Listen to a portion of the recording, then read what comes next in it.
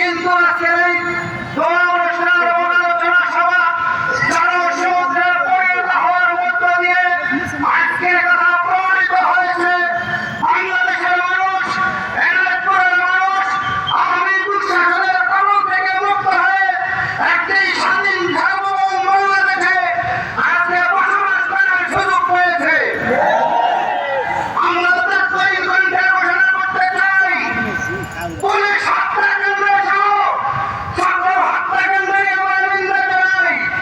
অবিলম্বে যেই সমস্ত খুনিরা দখলদার বাড়িতে রয়েছে তাদেরকে অবিলম্বে হত্যা মামলার আসামি করে গ্রেপ্তার করতে হবে। আমরা পরিষ্কার ভাষায় ঘোষণা করতে চাই, এনায়তপুর থানায় কোনো আওয়ামী লীগের এক ইঞ্চিও জায়গা দেওয়া হবে না।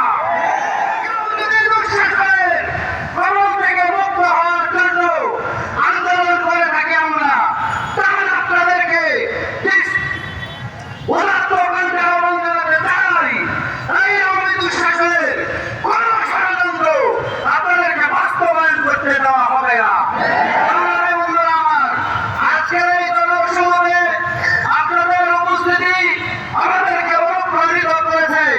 সম্মানিত মেহমান, কেন্দ্রীয় সহকারী সেক্রেটারি জেনারেল সহ সম্মানিত নেতৃবৃন্দকে বাংলাদেশ জামায়াত ইসলামী এনায়তপুর থানা শাখার পক্ষ থেকে আন্তরিক ধন্যবাদ, মোবারকবাদ জানাচ্ছি। সাংবাদিক বন্ধুদেরকে আন্তরিক ধন্যবাদ জানাচ্ছি। আইন শৃঙ্খলায় নিয়োজিত সম্মানিত পুলিশ সদস্যদেরকে আন্তরিক ধন্যবাদ জানাচ্ছি। এই প্রোগ্রাম সফল করার জন্য প্রত্যন্ত অঞ্চল থেকে যারা এসেছেন সকলকে আন্তরিক ধন্যবাদ জানিয়ে আমার বক্তব্য শেষ করছি। আসসালামু